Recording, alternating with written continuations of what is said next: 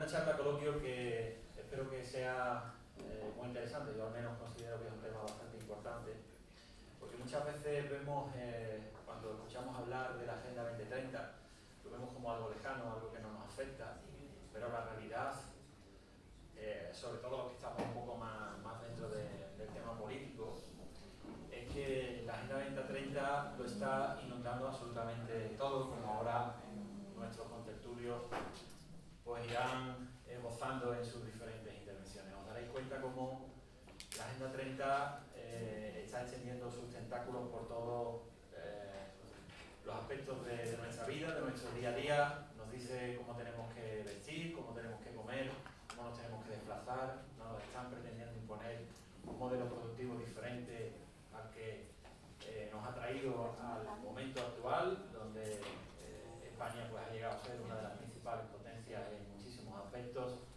especialmente también nuestra región, Andalucía.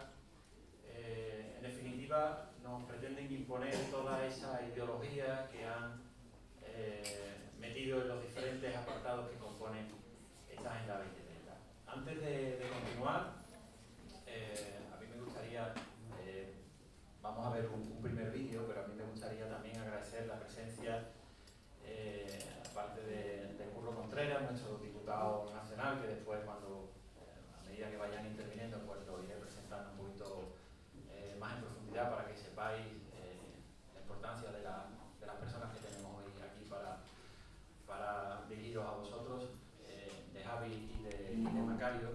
Pues también, como no, agradecer al resto de personalidades que se han dado cita hoy aquí.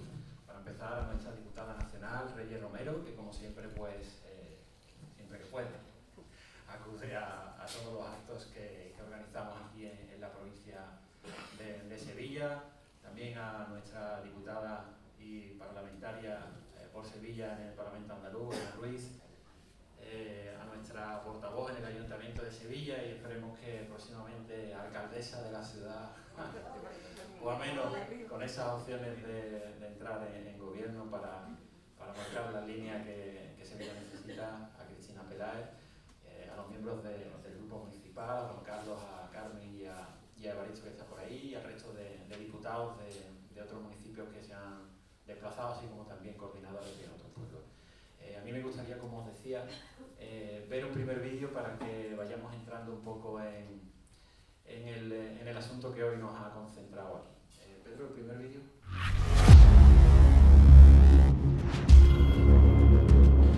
The 2030 agenda is, to put it simply, our plan.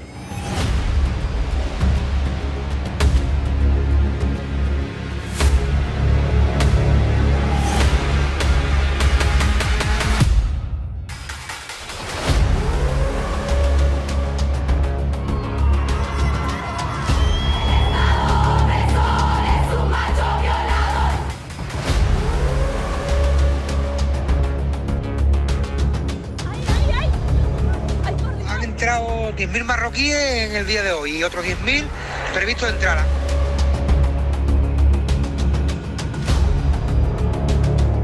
Green economy, blah blah blah, net zero by 2050, blah blah blah, net zero, blah blah blah, climate neutral, blah blah blah.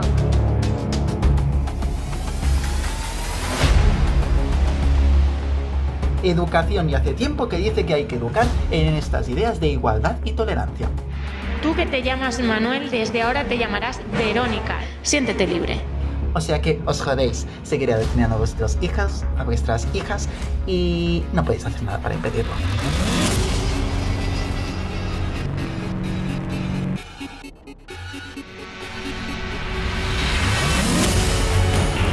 Nosotros hemos venido a representar a una mayoría patriótica. El futuro nos pertenece a nosotros, a los patriotas, no a los globalistas ni a los separatistas. Y por eso decimos, España siempre, ¡viva España!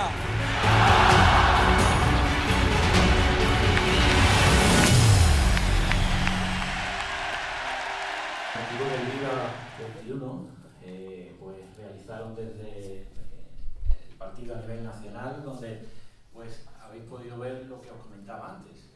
Hablamos de la Agenda 2030, 2030, hablamos de la Organización de las Naciones Unidas y lo vemos como algo muy lejano, algo que no nos afecta, algo que, bueno, eso está muy lejos de aquí, no nos afecta, estamos en Alcalá de Guadaira, pero en realidad, como estáis viendo, nos afecta en todos los aspectos de nuestra vida. Y para comenzar hablando y ponernos un poquito en contexto de toda esta Agenda 2030, el primero en intervenir va a ser el profesor Macario Valpuesta. Él es licenciado y doctor en Filología Clásica y en Derecho, ha sido profesor de latín, griego y lengua española, ha impartido clases en la Facultad de Derecho Romano de la Universidad Pablo de Olavide de Sevilla como profesor asociado. Es autor de varios libros, entre ellos uno que os recomiendo que leáis, que es el último que ha escrito, que lo está presentando recientemente por diferentes puntos, como es España reivindicada, el imperfecto paraíso terrenal. Y pues ahora, ya una vez jubilado, pues se está dedicando a enriquecernos con sus conocimientos en diferentes conferencias y en diferentes estudios que está realizando bastante interesantes, y en el día de hoy pues tenemos la suerte de contar con él aquí. Así que Macario, si te parece, pues te cedo la palabra para que nos ponga un poco en antecedente de lo que es la Agenda 2030, de dónde viene, qué está significando. Muy bien. ¿Se oye bien? Sí. Bueno, muchas gracias, Fernando, muchas gracias a todos ustedes por la asistencia, y voy a pasar directamente al tema porque somos varios y el tiempo después apremia. Bueno, como sabéis la mayoría, pues los Objetivos de Desarrollo Sostenible pues son una serie de puntos que fueron aprobados en la ONU en el año 2015 y que, como su nombre indica, pues tiene como perspectiva temporal el año 2030. Se quiere implantando poco a poco. Desarrollan lo que habían sido los Objetivos de Desarrollo del Milenio, que es como la fase previa, que fue desde el año 2000, se aprobó el año 2000 y tenía de perspectiva hasta el año 2015. Claro, cuando esto se presenta se dice que la filosofía que lo inspira es una ética de la solidaridad, cosa que efectivamente a nosotros nos parece muy bien, la ética de la solidaridad. Lo que pasa es que la solidaridad es un valor que siempre se había entendido relacionado con los humanos, ¿no? La patria, ¿no? La familia, los próximos, incluso la humanidad en su conjunto. Pero claro, esto es una ética de la solidaridad con el planeta. Entonces, para eso introducen el concepto de sostenibilidad, un concepto que en principio pues parece razonable. No se puede esquilmar los recursos públicos, por ejemplo los combustibles fósiles, sabemos que no son infinitos, ¿no? Entonces eso tendrá un fin.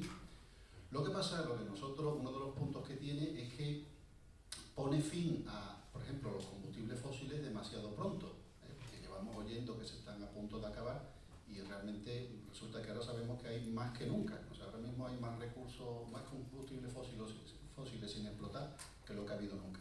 Lo que nosotros le echamos en cara es que ha puesto, diríamos, como sujeto principal a la Tierra, en manos de un ecologismo absolutamente enloquecido que considera que el ser humano es una plaga.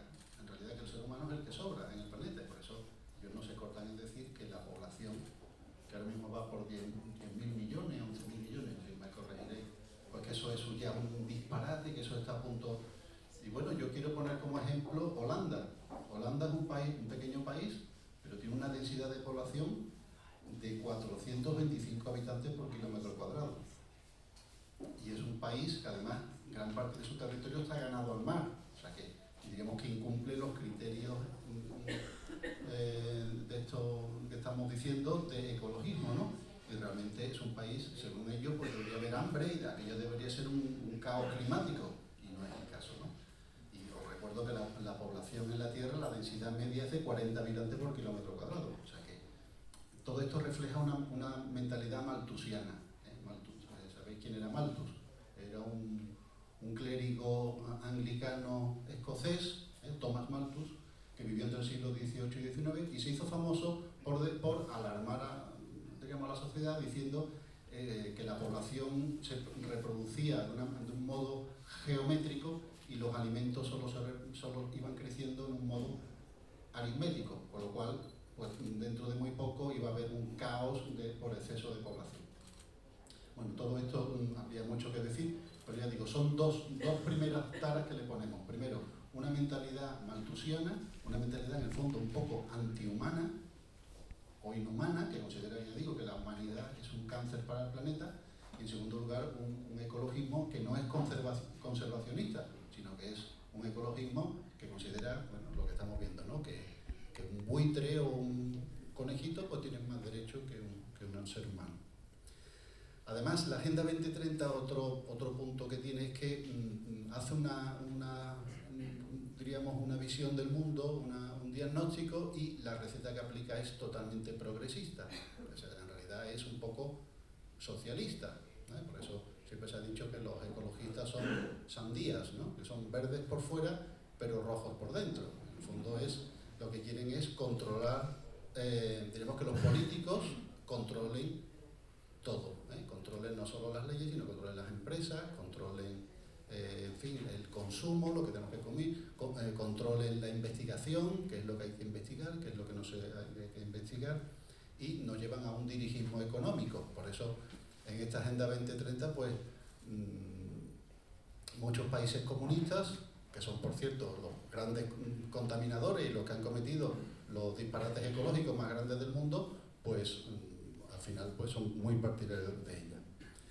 También me quería parar sobre el hecho de quién es el que ha aprobado esto. Hemos hablado antes de la ONU, pero bueno, como sabéis, la ONU está formada por países democráticos, países democráticos con democracia de baja calidad, países híbridos, luego hay países que son dictaduras y países que son dictaduras horrorosas.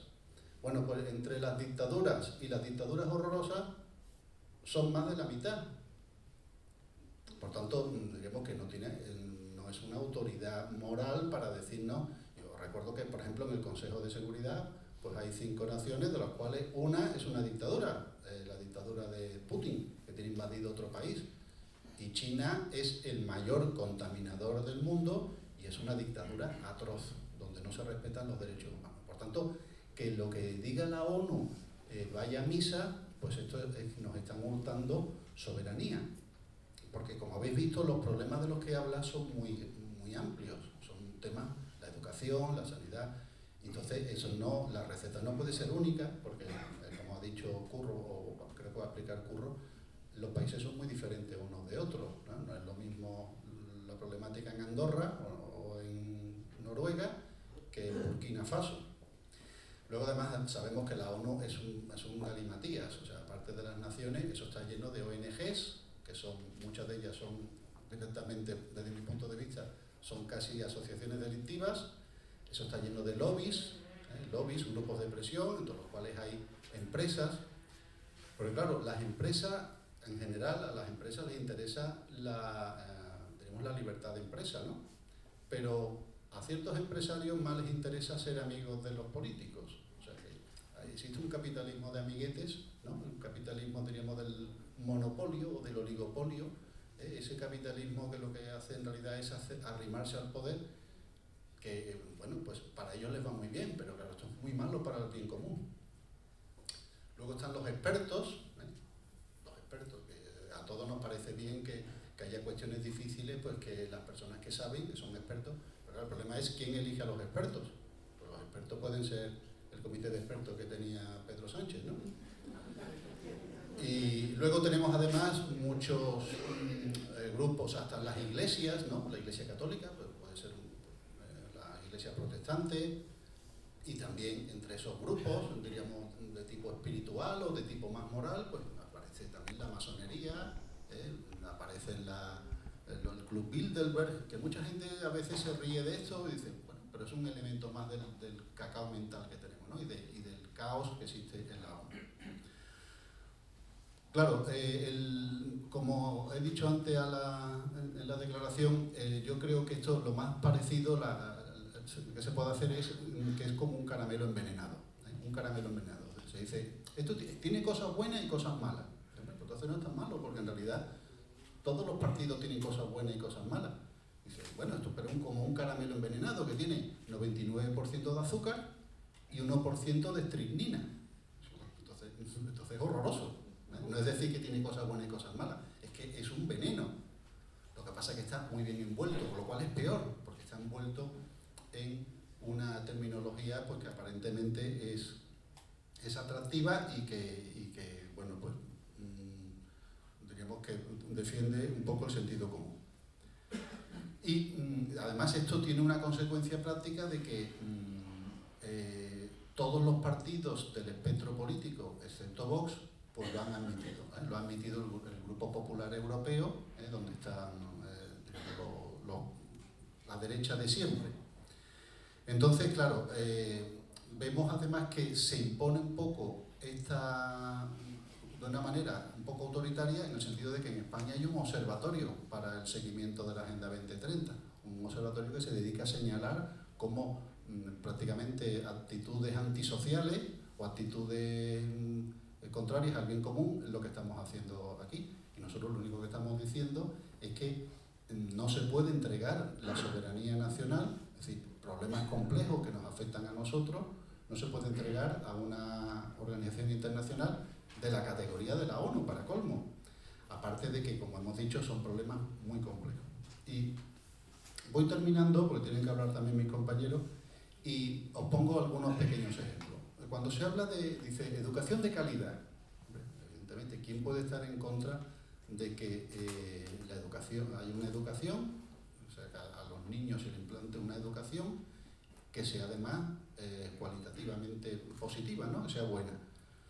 Lo que pasa es que, claro, aquí el problema está en esto de la calidad, porque lo que viene a decir es que es tarea de los políticos, sustancialmente de los políticos, procurar la educación, incluso viendo a las familias como un posible potencial, y lo estamos viendo en la última campaña que ha hecho Irene Montero, cuando habla en el Congreso de que, están intentando, o sea, está hablando de educación sexual en un sentido explícito de que son los niños los que deciden. Un niño de 6 años, ¿cómo va a decidir? Bueno, esto que a nosotros nos escandaliza, pero que hay mucha gente que no se entera o le parece que son exageraciones. Cuando se habla, por ejemplo, de fin de la pobreza, fin de la pobreza, hombre, ¿quién puede estar en contra del fin de la pobreza? Pero claro, nada más que la forma de expresarlo refleja una mentalidad socialista, porque no es el fin de la pobreza, o sea, la pobreza no es nada, la pobreza es el estado normal de la humanidad.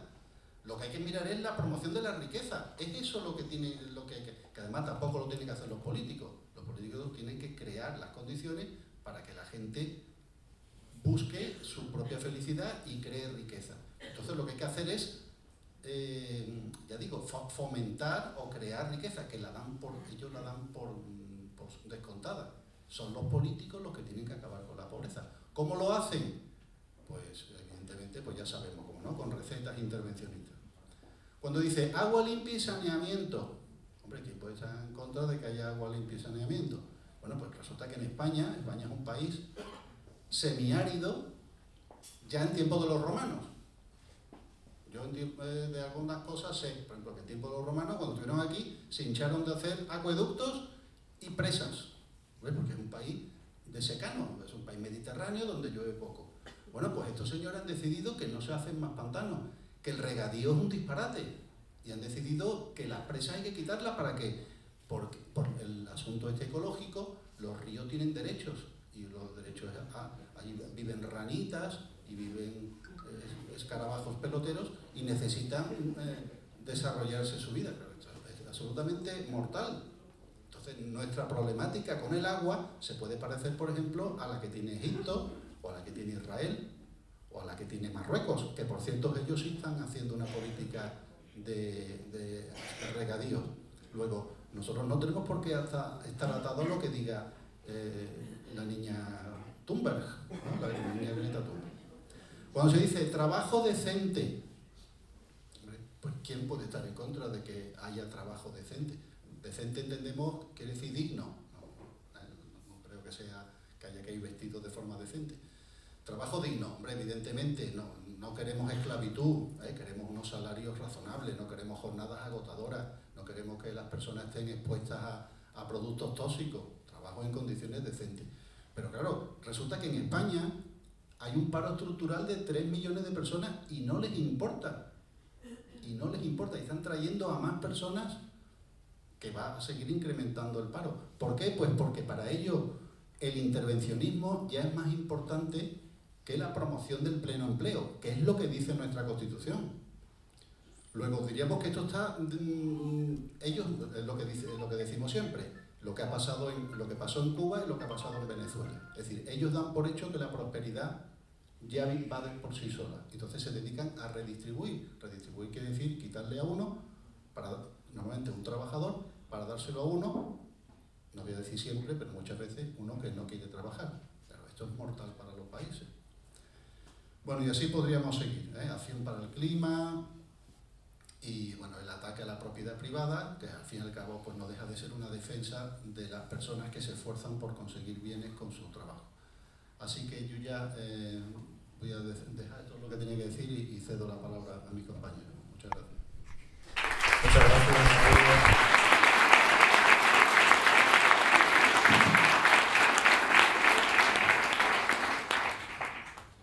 Yo creo que ha sido una interesante introducción y yo añadiría ahí una cosa, Macario.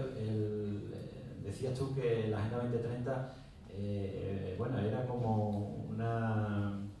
heredaba los objetivos de desarrollo del milenio, aquel de 2015 y también de la ONU. Pero claro, en 2015, ¿qué es lo que ocurre? Que sacan el tema de la Agenda 2030, pero no contaban con un factor, y es la aparición de Vox en el panorama político. Un partido que se planta y no entra por el aro que sí han entrado el resto de formaciones políticas, tanto a nivel español como a nivel europeo, a izquierda y a derecha indistintamente.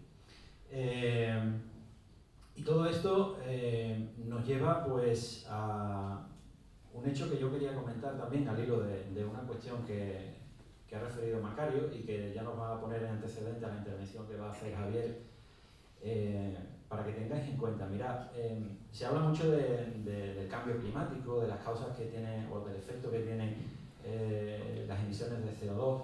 Para que tengáis simplemente un dato como curiosidad, el país que más contamina del mundo es China, con el 30,7% de las emisiones según los datos del año 2020. El 30,7% de las emisiones la realiza China, seguido de Estados Unidos con un 13,8%. Es decir, Estados Unidos, una de las principales potencias mundiales, está a menos de la mitad.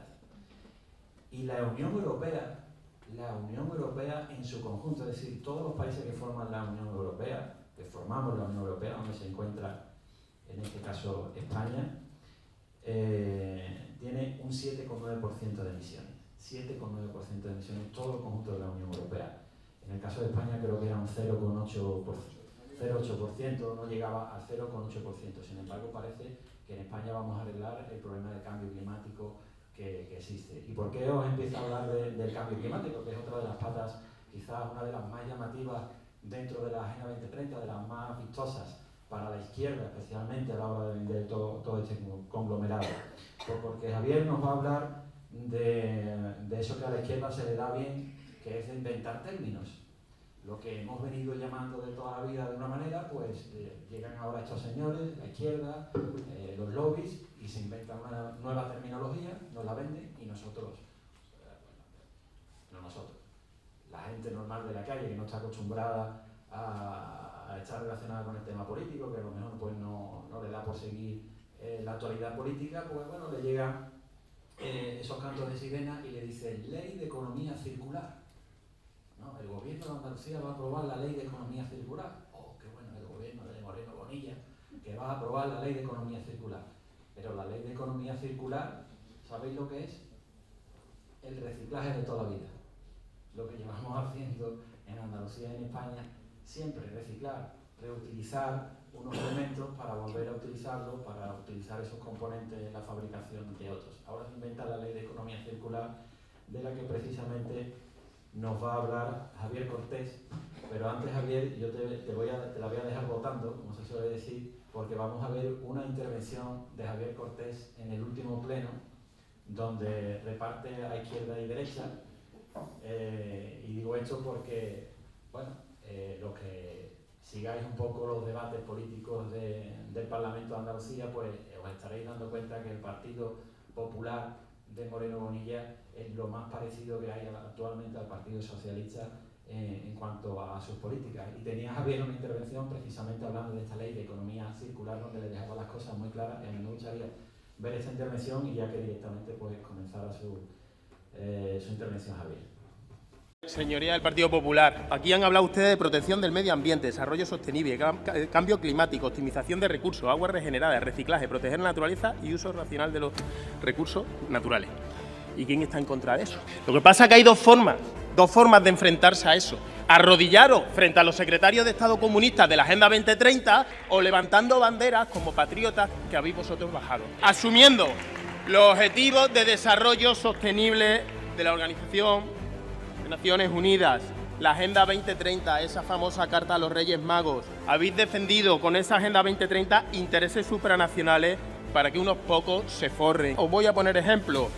China ha desindustrializado España, ha deslocalizado España por vuestro fanatismo climático y os meto a todos. Pero sin embargo, siendo el principal emisor de CO2, no os importa comprarle productos. Hablamos de Marruecos, que no es que compita con el sector primario español, es que lo está sustituyendo. 1.600 millones de euros de desarrollo y cooperación internacional, 234 millones de euros de fondo de emergencia, 15 millones de euros de desarrollo para ONG. ¿Sabéis dónde han ido gran parte de esas ayudas, señor consejero? A la modernización de la agricultura marroquí. Y si decimos a Europa que ese dinero lo queremos para depuradoras, aguas regeneradas, inversiones hidráulicas, reciclaje, gestión de residuos, y para afrontar estos retos medioambientales, podemos hacerlo defendiendo los intereses de España.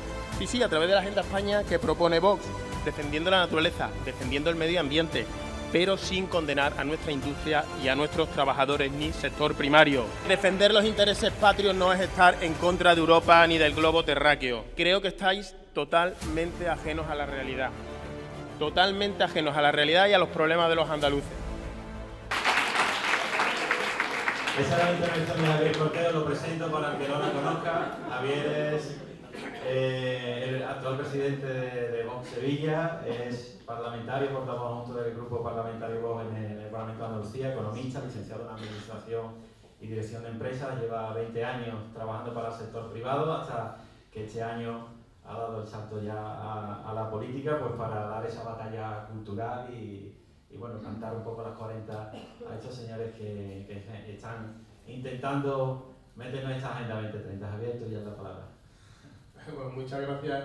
Bueno, ya poco tengo que decir, después de ese vídeo ya está todo prácticamente dicho, pero bueno, a ver, me extenderé un poquito más.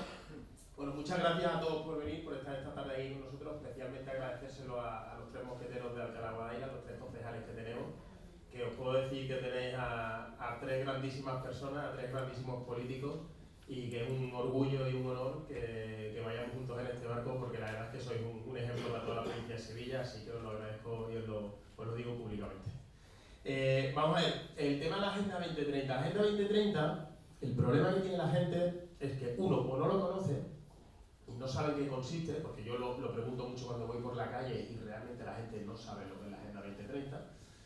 Y luego el que sabe lo que es la Agenda 2030 lo asocia como algo de la ONU, algo muy ajeno a nosotros, y que eso si alguna vez llega, pues tardará tiempo en llegar y que ya serán nuestros nietos los que puedan sufrir esas consecuencias. Pues nada más lejos de la realidad. O sea, es decir, la Agenda 2030 ya está en Andalucía, ya está en España, y ya se están empezando a aprobar y a redactar normativas que van directamente en contra de nuestro sector primario, que van directamente en contra de nuestra industria y que no sabemos muy bien a quién están beneficiando, pero desde luego no están beneficiando a los polígonos industriales de Alcalá de Guadaira. Podrán estar beneficiando a lo mejor a China y a sus polígonos industriales, pero desde luego a los españoles no.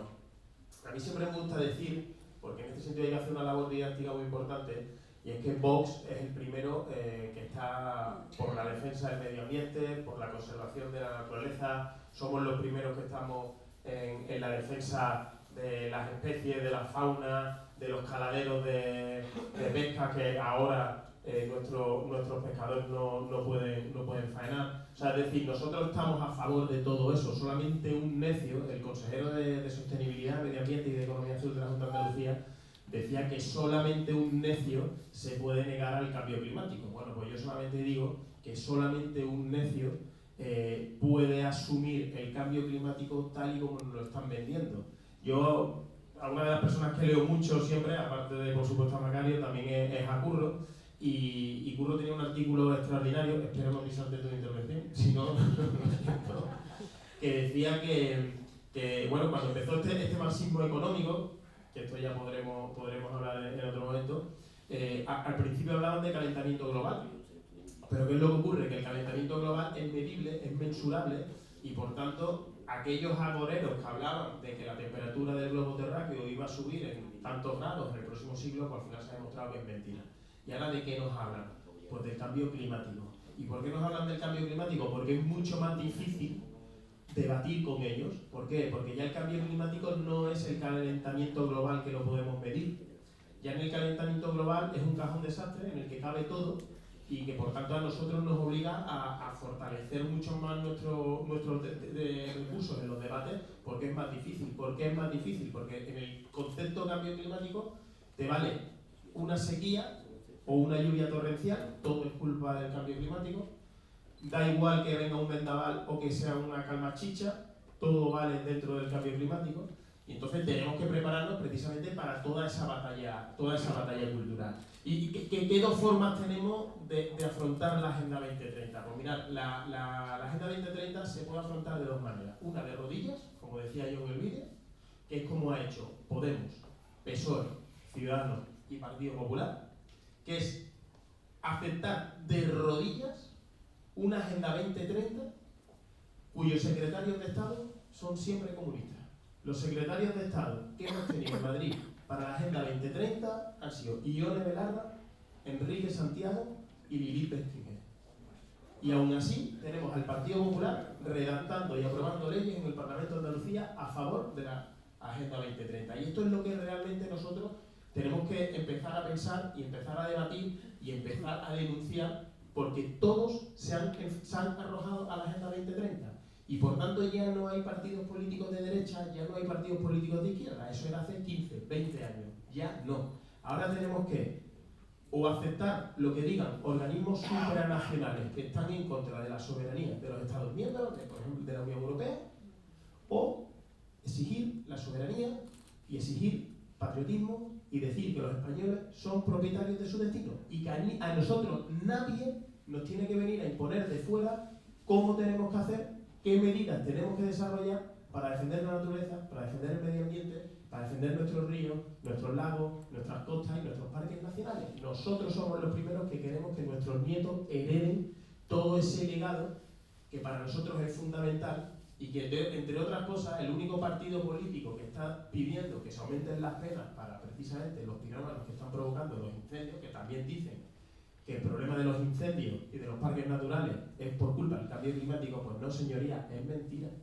Los incendios vienen por culpa de la acción del hombre. Si está demostrado que el mayor porcentaje de la causa principal de los incendios son los pirómanos, y que encima se están viendo beneficiados por la teoría suicida de que el hombre no pueda entrar dentro de los recursos naturales como hacíamos antiguamente con el ganado con la limpieza natural que se hacía. Ahora los bosques están sucios por el principio de inacción humana, y ahora llegan los pirómanos y salen, pues claro, con una cerilla, prenden hectáreas y hectáreas. Y eso es lo que tenemos que debatir. O sea, los incendios no son culpa del cambio climático. Y por centrarme un poco en la Agenda 2030 y en la ley de economía circular. A ver, yo tuve la suerte, porque para mí fue una suerte, de defender una enmienda a la totalidad de una ley que ha presentado el Consejo de Gobierno como proyecto de ley, que se va a votar en el Parlamento, va a salir por motivos obvios de una mayoría absoluta del Partido Popular, pero que todo el resto de partidos, que como siempre escenifican teatralmente desencuentros públicamente, pero que luego en los despachos lo aprueban todo y lo acuerdan todo, pues es una ley que está redactada con muy bonitas palabras, es una ley que si uno lee la exposición de motivos pues tiene unas muy buenas intenciones, siempre supuestas, es una ley que tiene aspectos positivos, es una ley que tiene aspectos negociables, que se podrían negociar para luego aprobarlo, pero luego tiene unas líneas rojas que no podemos dejar pasar, y no podemos permitirnos que los andaluces tengan una ley de economía circular que de cara a la galería es muy buena porque habla de la gestión de residuos, del reciclaje, pero que las consecuencias van a ser una auténtica ruina.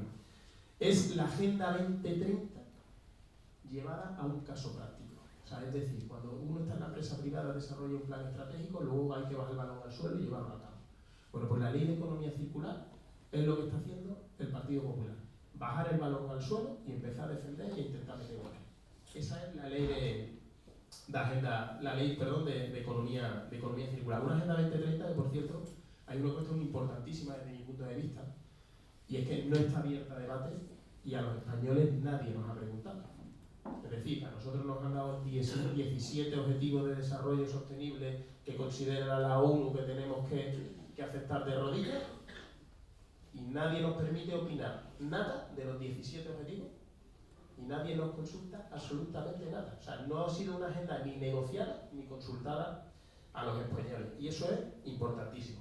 Mirad, es una ley que, como no, crea un registro, tengo aquí apuntado, me vais a permitir que lea algunas cosas porque son técnicas, que es un registro público andaluz de análisis del ciclo de vida.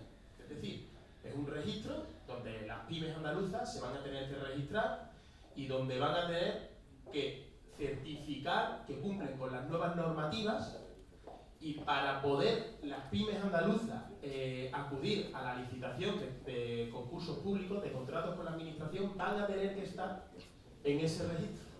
Pero no solamente para trabajar con la Junta de Andalucía, sino también para recibir subvenciones de la Junta de Andalucía. O sea, esto es imponerte sí o sí que te adaptes a las normativas que ellos consideran que las empresas tienen que cumplir para respetar el medio ambiente. Este registro va a ser más burocracia, más impuestos y más trabajo administrativa, sí o sí.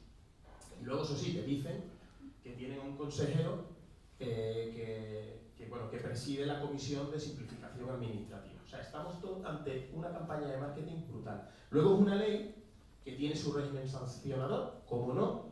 Nosotros en Vox decíamos, bueno, nosotros no queremos un régimen sancionador. De hecho, eso lo que va a hacer es expulsar a posibles inversores. ¿Por qué no bajamos los impuestos a aquellas compañías que cumplan las normativas medioambientales que están vigentes? ¿Las queréis más duras? Vamos a debatirlas, pero vamos a bajarles los impuestos a los que las cumplan. ¿Por qué no lo hacemos? Por lo de siempre. Y luego, por supuesto, vamos a aumentar las penas a todas aquellas compañías, autónomos, pymes, que cometan delitos medioambientales. O sea, es decir, vamos a beneficiar a los que las cumplan y vamos a penar. Pero no creemos sobre la marcha un régimen sancionador para obligar a que uno estés incluido en el registro andaluz de economía circular, que te obliga sí o sí, si quieres trabajar con la administración, y más con el peso que tiene el sector público en Andalucía, y además, aunque no quieras contratar con la administración, si quieres recibir algún tipo de subvención, tienes que estar ahí también. Y luego, por supuesto, esta ley, pues no puede faltar, crea la Oficina Andaluza de Economía Circular. Otro gasto más, otro chiringuito más gasto superfluo, y además en la ley, que se explica perfectamente cuáles serían sus cometidos, podrían ser perfectamente asumidas esas funciones por la administración actual y por la Consejería de Medio Ambiente y Sostenibilidad y Economía Azul. Y luego lo más importante de todo, que para mí ha pasado muy por lo alto, está claro que mis intervenciones no han sido muy buenas, porque si no se hubiese escuchado más, pero esta ley es un ataque precisamente a dos pilares básicos que defiendemos: a la propiedad privada y a la libertad. Es un ataque a la libertad, y os leo textualmente lo que dice esta ley en su exposición de motivos. La sociedad debe implicarse y comprometerse con el proceso. Aquí omiten Agenda 2030. Mediante la modificación de sus pautas de consumo. O sea, es decir, nos están diciendo qué tenemos que consumir, como si no fuésemos nosotros mayores de edad para saber si tenemos que consumir productos ecológicos, no ecológicos, productos españoles o extranjeros. Pues a esto, y es lo más importante de todo, es a lo que se refería el ministro Garzón, el ministro comunista, cuando decía que los españoles teníamos que empezar a comer menos jamón. Exactamente lo mismo, a esto se refería. Pues eso va a venir en una ley del Partido Popular. Y luego, un ataque a la propiedad privada, que también me parece fuera de lugar en todos los sentidos, y os leo también textualmente. Los ciudadanos deben abandonar la cultura de la propiedad de los bienes para pasar a una cultura del pago por uso. Es decir, atacan la propiedad privada para que nosotros nos dediquemos a partir de ahora al arrendamiento. Nos obligan a arrendar.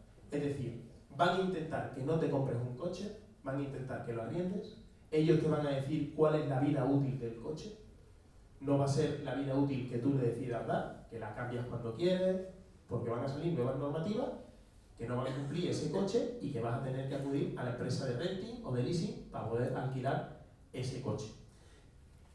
Pues esto para nosotros es fundamental, porque si algo tiene un Estado de Derecho y una democracia es la libertad individual del individuo, que es mayor de edad y que tiene que decidir por sí mismo qué puede comer, a quién puede amar o cómo quiere comportarse en sus relaciones socioeconómicas y sociales en la sociedad, y por supuesto un ataque a la propiedad privada, que claro, cuando uno ve luego el problema de la ocupación ilegal de vivienda, uno lo ata todo. Es que desprecia la propiedad privada.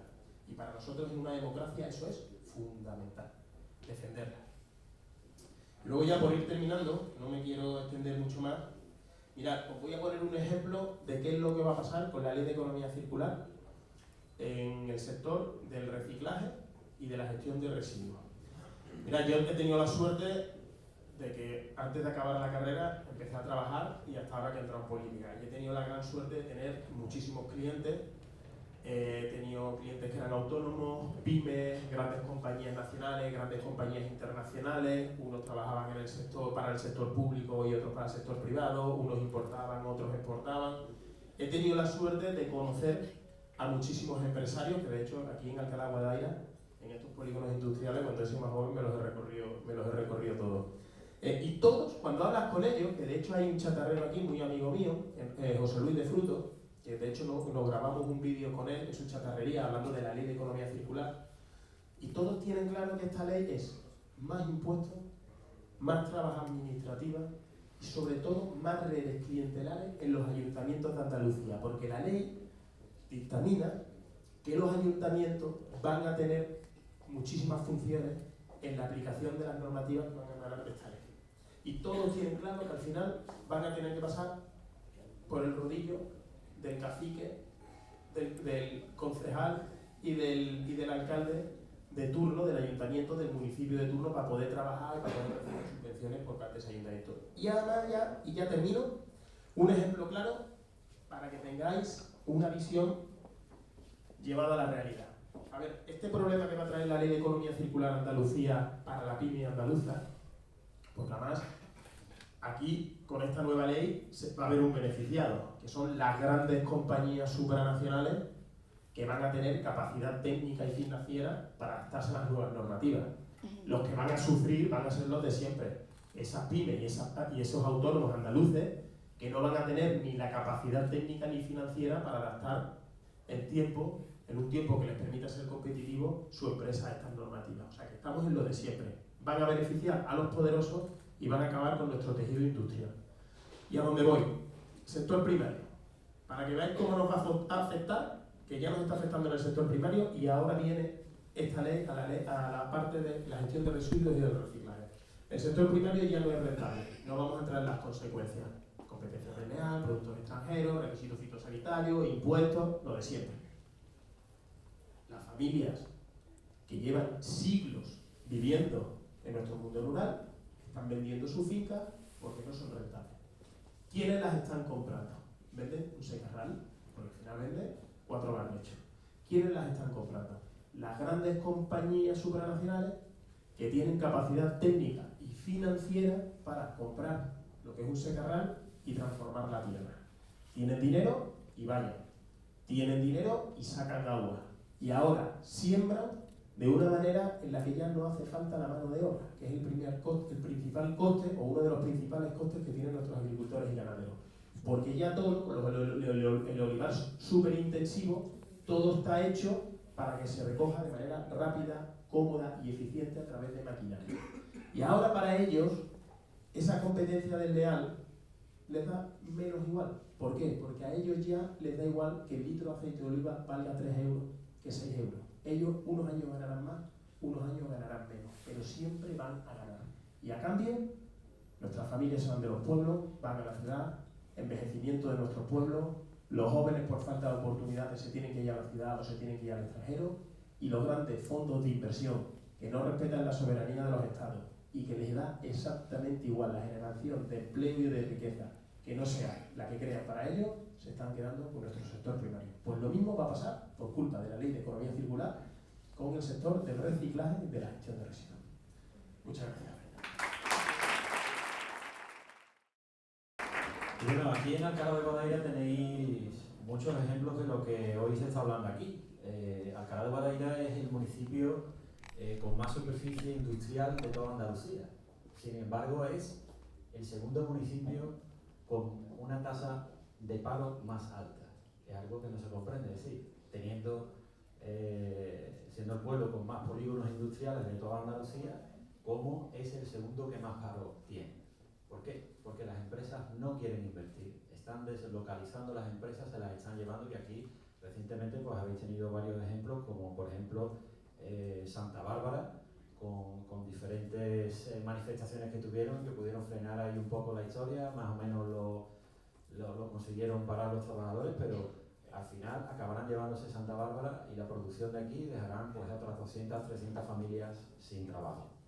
Y en la Junta de Andalucía, pues como os decía, están asumiendo todo esto como propio, tienen su propia agenda, su propia agencia para el seguimiento de la Agenda 2030, pero es que en los municipios también se está adaptando esta Agenda 2030 con las famosas, que los que sois concejales y tenéis representación municipal, pues la habéis tenido que votar en contra todos, evidentemente. Lo habéis tenido que padecer en los plenos con esas famosas Agendas Urbanas 2030, que no son más que una mala copia de algo ya malo, como es la Agenda 2030. Pues en todos los municipios se han ido aprobando, todos los municipios, evidentemente, pues donde no gobierna Vox, que es la inmensa mayoría, por desgracia, pues han ido aprobando esta Agenda Urbana 2030, que no es más que la Agenda 2030 adaptada a cada municipio en concreto con las particularidades de cada uno, en la que hay más campo, en la que hay más industria, y así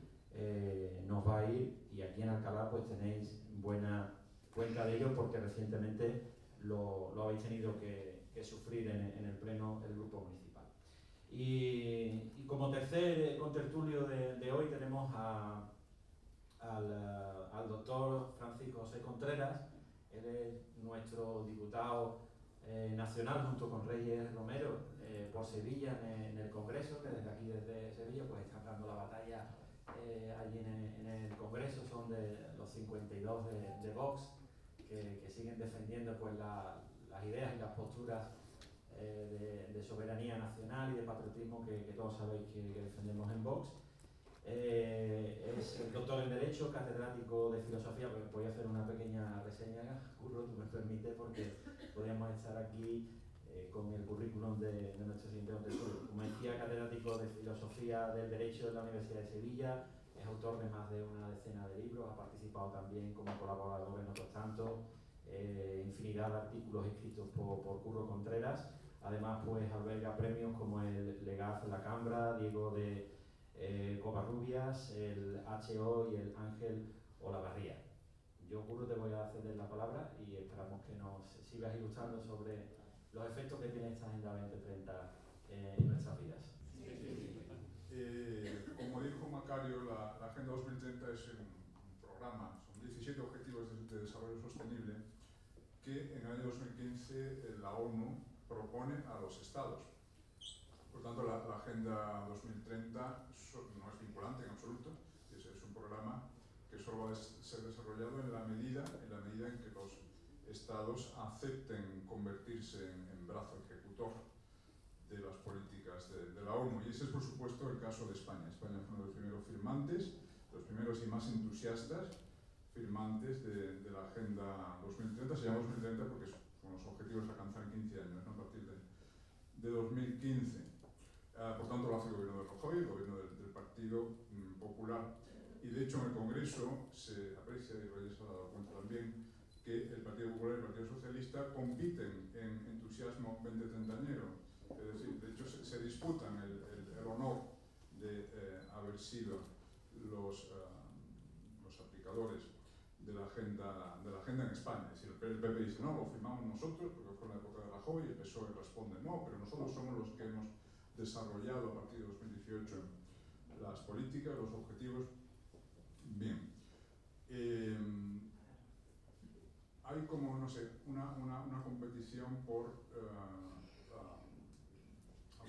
aparecer como los ejecutores de los objetivos marcados por la autoridad internacional. Hay una extraña, no sé cómo llamarlo, un extraño deseo de despojarse de soberanía y presentar la política propia como simplemente el desarrollo de líneas marcadas por la autoridad internacional, como si se presumiera la legitimidad moral de la autoridad supranacional. Es que esto es una tendencia que se aprecia no solo en el entusiasmo en el desarrollo de la Agenda 2030, sino también en otros aspectos. Ahora que yo estoy teniendo que mirar muchas leyes, una constante de las leyes actuales o los proyectos de ley que se aprueban últimamente en el Congreso es que la exposición de motivos simplemente consiste en una relación de preceptos de derecho internacional, ni siquiera de derecho internacional, de soft law, es decir, principios de Yogyakarta, principios marcados por ONGs incluso internacionales, etc. Como si estuvieran diciendo, no, nosotros no, como Estado-nación no tenemos una política propia, simplemente aplicamos lo que en las altas esferas supranacionales se ha señalado como legítimo y como deseable, ¿no? Claro, esto merecería una reflexión más profunda. Yo creo que hay una, desde 1945, en realidad esto no es reciente, aunque lo podamos sentir como reciente. Desde 1945 hay una especie de deslegitimación del Estado-nación, porque existe la percepción históricamente correcta de que los nacionalismos, los estados hipersoberanos nos condujeron, y es cierto, a la catástrofe de las dos guerras mundiales. Las dos guerras mundiales fueron en buena parte un choque entre nacionalismos. Desde entonces está en el subconsciente occidental está la presunción de que lo supraestatal es bueno, es lo que nos salva del choque entre las soberanías nacionales, y lo estatal nacional es malo, porque lleva a la guerra, ¿no? Bien, pero esto es otra cosa y no vayamos por ahí. Lo que sí es, eso llama realmente la atención, ¿no? Cómo se presume, digamos, una lucidez moral superior, una clarividencia superior en todo lo que venga de arriba, todo lo que venga de funcionarios internacionales, de la ONU, la Unión Europea, pues la Unión Europea también. Bien, bueno, y nosotros somos, por supuesto, la excepción a eso, ¿no? Bien, pero estoy enrollando. Vamos a ver, no debemos caer, no debemos caer en una interpretación conspiranoica de la Agenda 2030 como si fuese una especie de protocolos de los sabios de Sion, como si varios plutócratas escondidos en mazmorras, en zaurdas, estuviesen moviendo los hilos del mundo. Yo no creo que sea eso. Es más bien una lista de objetivos a primera vista incuestionables. Y es lo que utilizan contra nosotros, es lo que utilizan contra nosotros. Cuando decimos que estamos con la Agenda 2030, llegan los del PSOE o los del PP y nos dicen, ¿usted en contra de qué está? Está en contra del objetivo número 1, que es acabar con la pobreza en el mundo. O sea, ¿usted quiere más pobreza en el mundo? ¿Está usted en contra del objetivo número 2, que es hambre cero, erradicar el hambre en el mundo? ¿A usted le gusta el hambre en el mundo? Etcétera. O sea, cuidado, uno lee los 17 objetivos, y menos el enunciado, bueno, parecen de cajón, de perogrullo. Y esta es precisamente una de las trampas subyacentes a la Agenda 2030. La trampa, el veneno, como decía Macario, está en la letra pequeña, para empezar, porque, muy bien, pues desear la igualdad de género, por ejemplo, que es el ODS número 5, o el fin de la pobreza, o el fin del hambre. En eso estaremos todos de acuerdo. La cuestión es a través de qué medios se consigue ese fin tan loable, ¿no?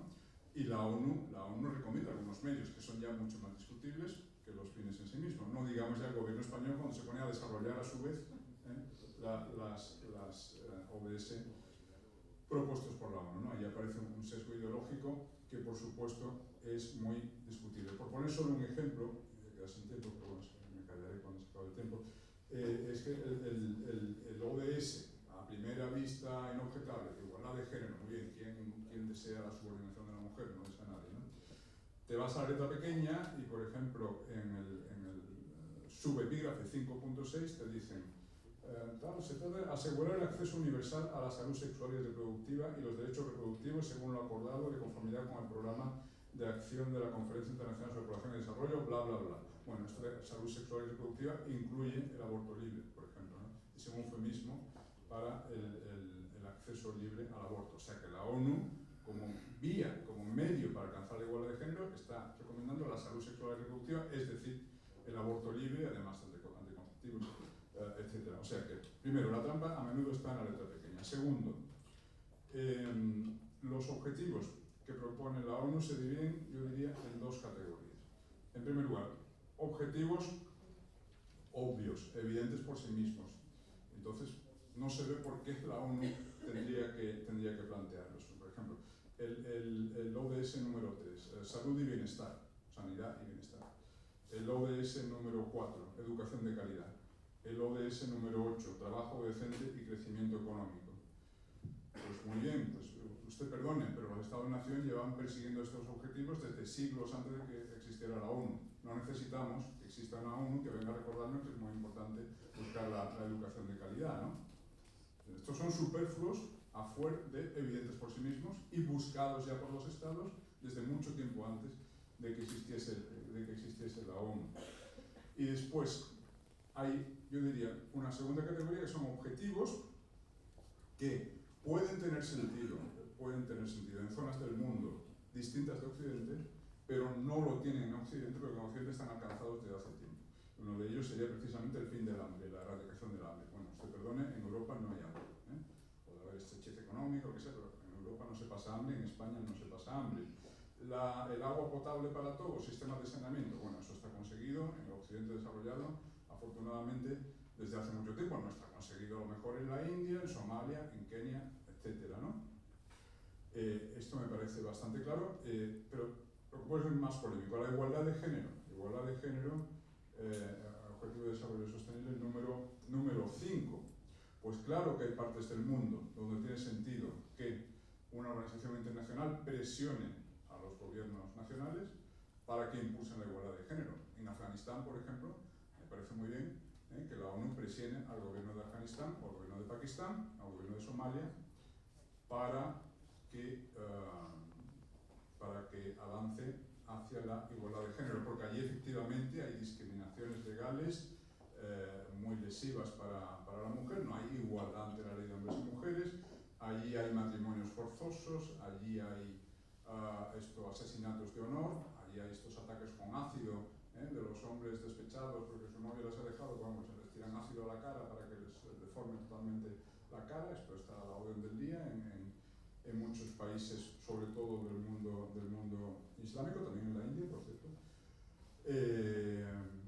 Allí sí que hay cultura de la violación, es decir, allí sí se da que después de una violación la culpable resulta que es la mujer está deshonrada, llegan a matarla a la familia llega a matar a la violada porque es una deshonra para la familia que la mujer haya tenido relaciones coactivas con un hombre, ¿no?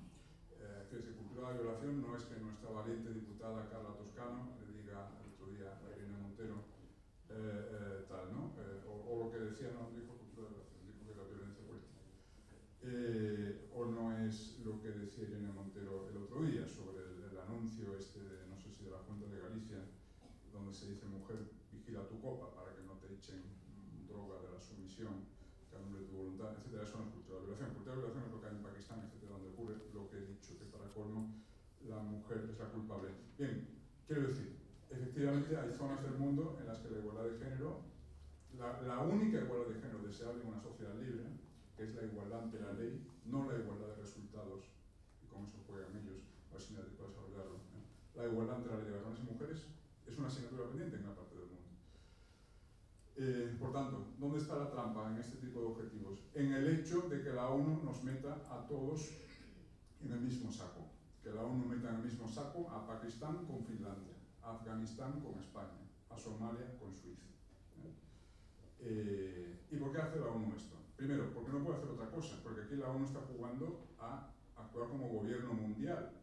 En tanto que tal gobierno mundial tiene que hacer un programa de acción para el planeta como un todo, para todo el mundo. No puede hacer distinción. condiciones, ¿no? Y precisamente este es uno de los argumentos potentes por los cuales no es deseable un gobierno mundial. No es deseable un gobierno mundial porque el mundo es demasiado heterogéneo, es demasiado diverso. No tiene sentido un gobierno mundial. En segundo lugar, ¿por qué lo hace la ONU? Porque la ONU dice, bueno, los occidentales ya os podéis olvidar de esto porque evidentemente en vuestra parte del mundo no hay hambre, no falta agua potable, hay igualdad de género.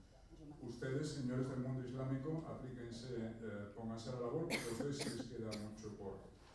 La ONU no puede hacer esto porque... La ONU no puede, perdón, me desconcentro. La ONU no puede hacer esto porque... ¿Por qué no puede hacerlo? Porque, vamos a ver. Colonialista.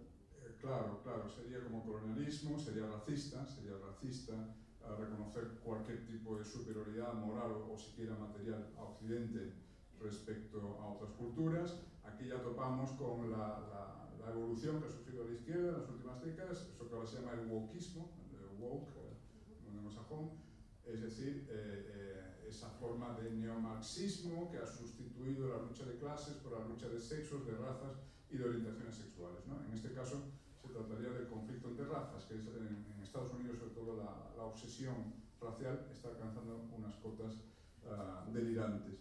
De tal forma que si la ONU reconoce que en Occidente estamos más avanzados en determinados aspectos, eso podría ser interpretado como una especie de supremacismo blanco. Dicen, no, es que los blancos son superiores, no, ONU racista. Los que decimos que Occidente está más desarrollado y más civilizado nos acusan de racistas, porque ven todo a través del prisma de la raza, porque están enfermos con su deformación ideológica, esta obsesión por la raza. No, la raza no tiene nada que ver, esto es una cuestión de culturas, no de razas. No tiene nada que ver con una superioridad innata de la raza blanca, tiene que ver con un desarrollo histórico distinto que nos ha permitido a los occidentales alcanzar unas cotas morales y jurídicas, digamos, de desarrollo, de reconocimiento de la dignidad humana que no se han dado en otras partes del mundo. Y finalmente, bueno, y ya termino, ¿por qué los occidentales corremos a firmar un programa de gobierno mundial que no está tan mal? No está tan mal en el sentido de que nos presenta como todavía asignaturas pendientes cosas que aquí están conseguidas hace mucho tiempo. Pues bueno, por lo que he dicho antes, porque los progres de todos los partidos, y aquí incluyo desde el Partido Popular hasta Podemos, los progres de todos los partidos están ya embarcados en esta perspectiva woke que sostiene que, cuyo dogma fundamental, diría yo, es que los varones blancos heterosexuales discriminan, oprimen desde hace milenios a las mujeres, las razas distintas de la blanca y las minorías sexuales, homosexuales, transexuales, etc. Eso es la esencia del wokeismo. Entonces, los progres, los woke, a ellos les viene muy bien que la ONU, con toda su supuesta autoridad moral, venga a decir, no, a ustedes todavía les queda mucho camino por recorrer en lo que se refiere a igualdad de género, ¿no? Eso es lo que ellos necesitan creer y hacernos creer, que todavía no hemos alcanzado la igualdad de género, que todavía las mujeres están discriminadas. Mira, lo dice la ONU, la mujer está discriminada en todas partes, no solo en Afganistán, también en Suiza, también en España, lo dice la ONU.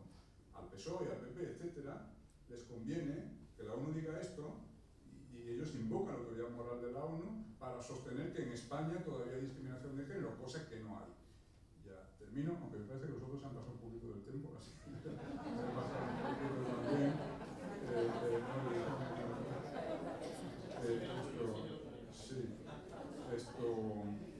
¿Por qué digo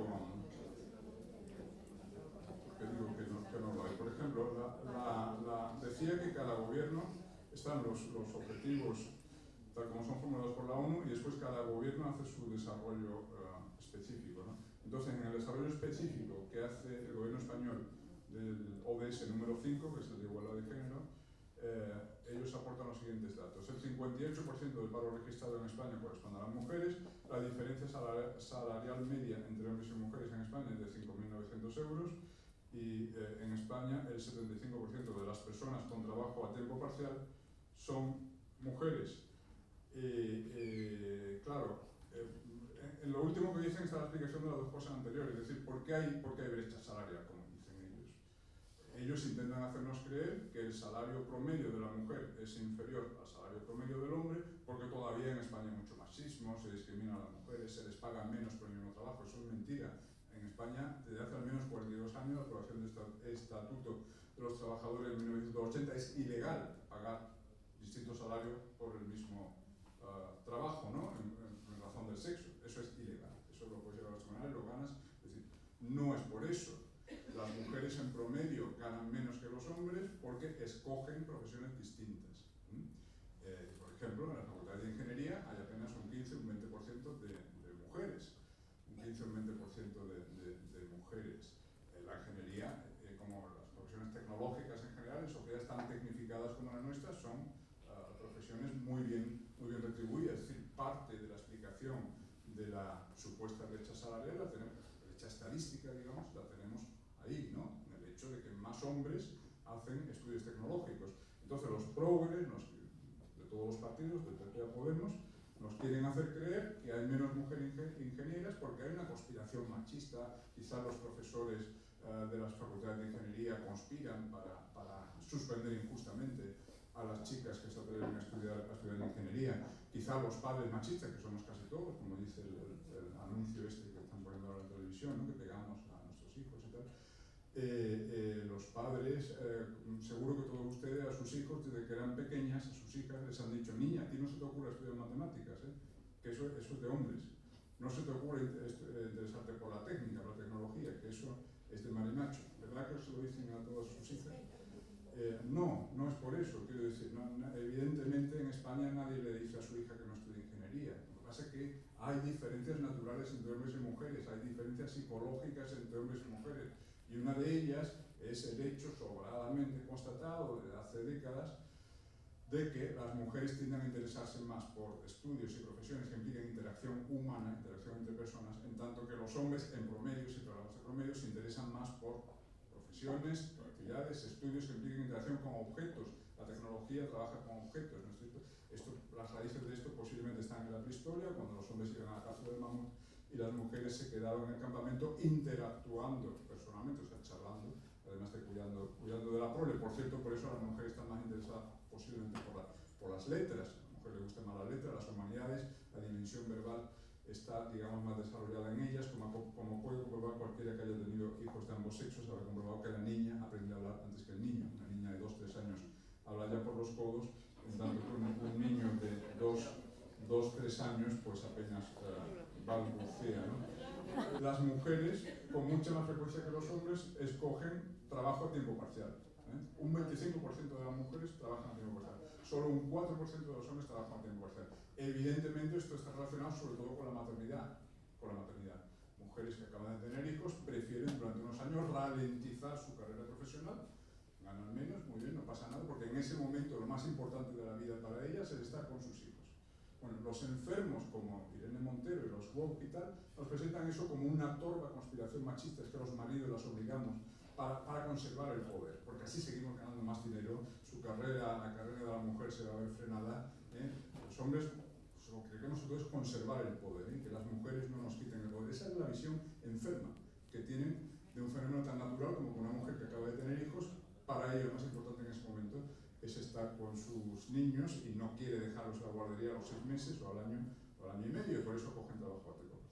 Bueno, entonces ya termino. Lo que quiero ir es que es muy importante tener conceptualmente clara la diferencia entre igualdad de derechos, que la hay en España desde hace mucho tiempo, e igualdad de resultados. Nunca va a haber igualdad de resultados si hay igualdad de derechos. Si hay libertad, y en España la hay desde hace mucho, si hay libertad, unos y otros van a hacer uso de esa libertad en forma distinta. Por ejemplo, en España hay desde hace mucho la libertad de estudiar uno lo que quiera. Estudiar uno lo que quiera y trabajar en uno en lo que quiera o pueda. Las mujeres usan esa libertad eligiendo no estudiar ingeniería, prefieren estudiar enfermería o magisterio. Claro, ganan menos. Por eso les digo, donde hay libertad va a haber desigualdad de resultados y viceversa. Si quieres a toda costa la igualdad de resultados, que es lo que quieren ellos, la premisa de su planteamiento es que mientras no se alcance el 50-50 en el último departamento universitario, en el último ministerio, en el último consejo de administración, es que las mujeres están siendo discriminadas. O sea, su objetivo es la igualdad de resultados. precisamente para llegar a la igualdad de resultados tienes que destruir la igualdad de derechos. Solo podrás conseguir la igualdad de resultados con las cuotas, y las cuotas implican destruir la igualdad ante la ley. Las cuotas implican que una mujer le va a pasar por delante a un hombre que tenga más méritos, porque ahora el objetivo es que haya muchas mujeres. No coger a los mejores, sino que haya muchas mujeres. Y que, igual que hay cuotas de sexo, en Estados Unidos ya hay cuotas de raza, es decir, un negro o un hispano le pasa por delante a un blanco o un asiático con un 6, o sea, un negro que tenga un 6 entra a la universidad y un blanco que tiene un 8 se queda fuera, porque ahora el objetivo es que a toda costa haya más negros que hombres. Por lo que yo digo siempre, se sustituye la meritocracia por la diversocracia. En nombre de la igualdad de resultados se destruye la igualdad de derechos. Bueno, pues esta es una de las trampas ideológicas que subyace a la Agenda 2030, y no he entrado para nada en el otro tema que me interesa muchísimo, que es lo del cambio climático, todo esto, pero esto es que merecería otro debate y sobre todo una mesa redonda específica.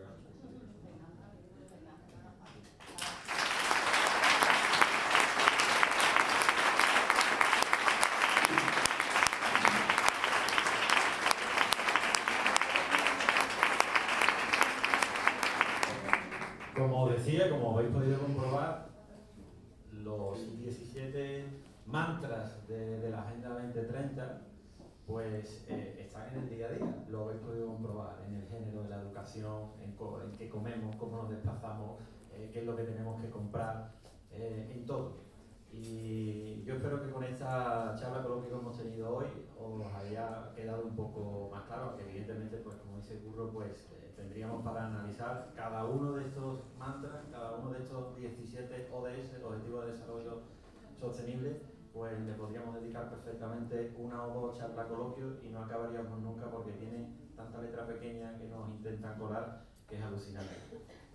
Al hilo de lo que decía Curro me hace gracia porque, y además Javi lo sabe, porque ayer el Parlamento en los plenos lo podemos ver cada vez que se celebra una sesión, y es como esa carrera por ver quién es el más verde, el que está el más fanático del clima, del medio ambiente, y es alucinante como efectivamente lo que ha dicho Curro allí en el Congreso pues perfectamente se extrapola a cualquier otra administración, y aquí en el Ayuntamiento pues pasa 3/4 de lo mismo, porque aquí es a ver quién es más verde, a ver quién pone más plantas fotovoltaicas, a ver quién...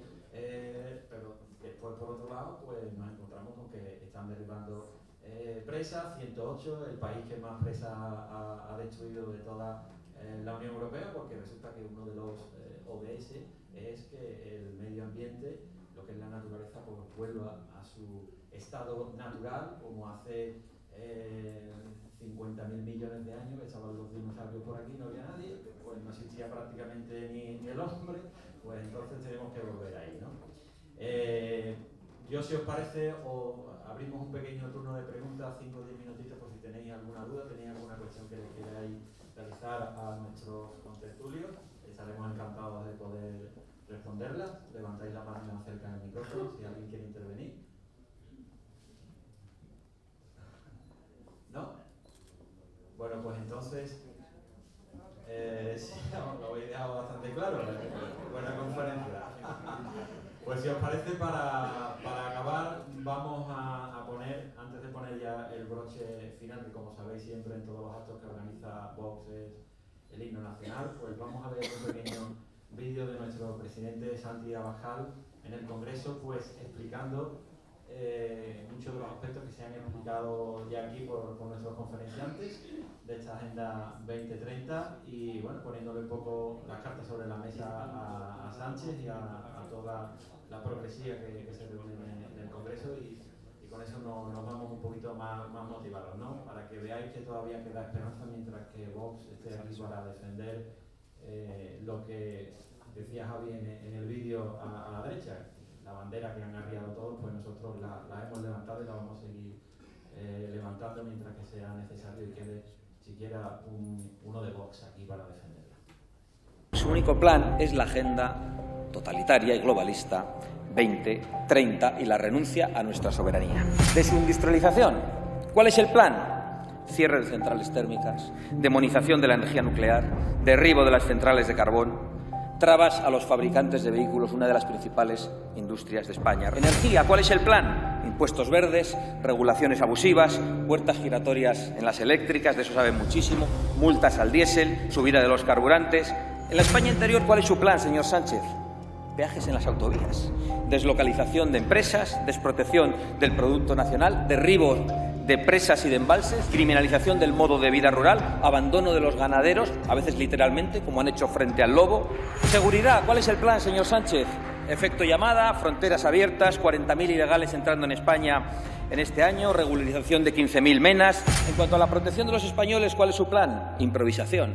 Más impuestos, más cotizaciones, falta de ayudas para los españoles, despilfarro en chiringuitos como el Ministerio de Igualdad. Han condenado ustedes, señor Sánchez, a la desesperanza a millones de españoles que hoy se preguntan si hay alguna alternativa, no un simple relevo. Y nosotros queremos decir que sí, que hay un plan para nuestros hijos, que hay una agenda para los españoles, que hay un plan que permite la reindustrialización de nuestra nación y que garantice nuestra soberanía energética, un plan que frene la despoblación y que ofrezca un porvenir a la España interior, un plan que fomente la natalidad en lugar de la importación de inmigrantes ilegales, un plan que defienda nuestros productos de la competencia desleal, un plan que proteja la seguridad en nuestros barrios, un plan que ofrezca empleos estables y salarios dignos, un plan que preserve nuestro patrimonio histórico, antropológico y natural, un plan que cuide como un tesoro la nacionalidad española, un plan que defienda las instituciones y la democracia de aquellos que pretenden un cambio de régimen.